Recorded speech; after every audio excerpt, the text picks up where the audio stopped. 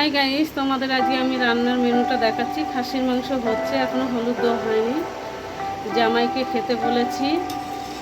হয়েছে বাটা মাছ দিয়ে, ঝিঙে আলু দিয়ে তরকারি, পটল ভাজা, আলু চোখলা পটলের বাটা, পটল ভাজা, শাক ভাজা, আর পাঁপড় ভাজা, আর হলো আলু সেদ্ধ, পাকা পাকা আম।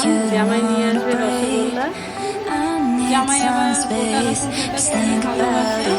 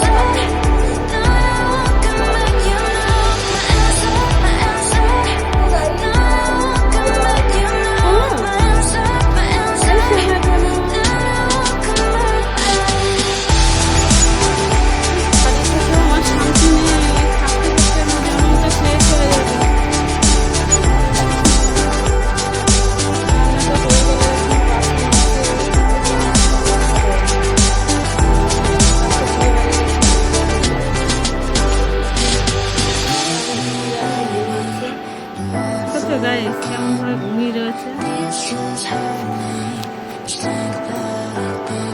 এই ঘুমানো ছিল, সেই গরমের ভিতরে ঘুমাচ্ছে সানসেটের উপরে। মোটে দিদি, মোটে দিদি সেই রান্না করছে।